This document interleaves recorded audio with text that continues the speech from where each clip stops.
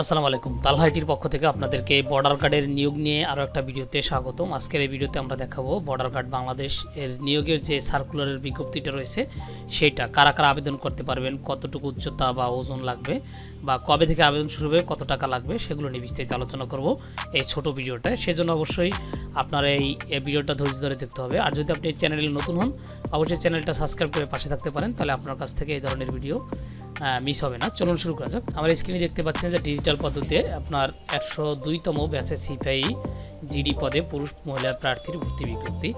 এখানে শিক্ষাগত যোগ্যতা হিসেবে যেটা আমরা দেখতে পাচ্ছি যে আপনাকে এসএসসি পাস এবং এসএসসি পাস সহ 3.00 থাকতে হবে এবং এইচএসসি এবং সমান পরীক্ষা কমপক্ষে 2.50 পায়ে থাকতে হবে পুরুষ মহিলা উভয়ের প্রার্থীর ক্ষেত্রে। অতএব আপনি এখানে এসএসসি উভয়ই পাস হতে হবে আর কি। আর বেতন স্কেল থাকবে 2015 অনুযায়ী 9,000 থেকে 21,800 টাকা। বাড়ি ভাড়া, বাসস্থান, মোটামুটি অন্যান্য সুবিধা থাকবে।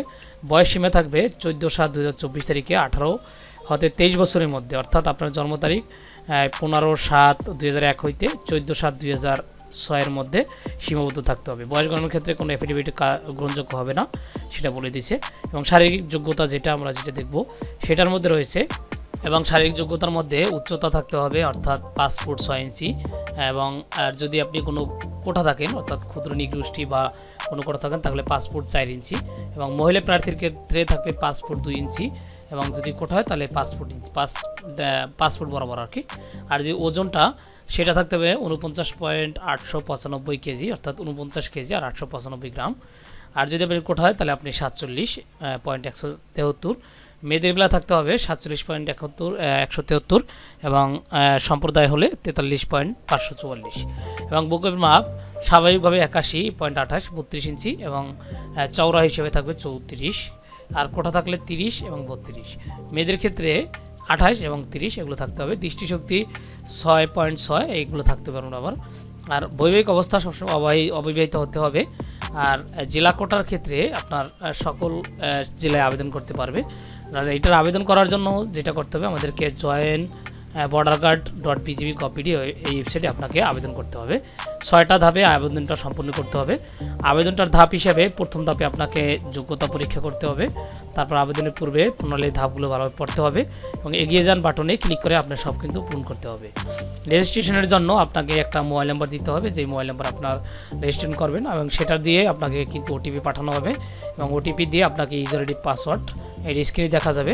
সেই স্ক্রিনের ইউজার আইডি পাসওয়ার্ড আপনার ফোনে এসএমএসের মাধ্যমে পাঠানো হবে, এবং সেটা দিয়ে আপনাকে লগইন পেজে গিয়ে লগইন করতে হবে। তারপর ইউজার আইডি পাসওয়ার্ড পাওয়া হলে আমাদের কি করতে হবে, এবং লগইন করে আমাদের সব তথ্য দিতে হবে এবং ভর্তি ফি প্রদান করতে হবে এইটা। আর আপনি ভর্তি ফিটা মোবাইল ব্যাংকিং কার্ড সব কিছুতে দিতে পারবেন, অর্থাৎ বিকাশ সকেট এগুলো দিতে পারবেন। আমি অবশ্যই আমার হাতে আবেদন আসলে অবশ্যই আপনাদেরকে দেখাবো। আর শিক্ষাগত যোগ্যতা হিসেবে আপনার কিন্তু এখানে শিক্ষা বোর্ড পরীক্ষার রোল রেজিস্ট্রেশন নম্বর প্রদান করে যাচাই করতে হবে। এই 5 নম্বর ধাপে যেটা রয়েছে আপনার শিক্ষাগত তথ্য পূরণ হয়ে যাবে হলে সংকীর্ণ পূরণ হবে, ফর্মে ইনপুট ফিল্ডগুলোতে ব্যক্তিগত তথ্য প্রদান করতে হবে, এবং সদ্য তোলা পাসপোর্ট সাইজের ছবি লাগবে, এবং আমার দেওয়া সমস্ত তথ্য এই চেক বক্সে ক্লিক করতে হবে, অর্থাৎ ডিক্লারেশন যেটা সেটা টিক মার দিতে হবে, এবং সব কিছু ঠিক থাকলে আপনি জমা দিনে ক্লিক করে সাবমিট করবেন এখান থেকে।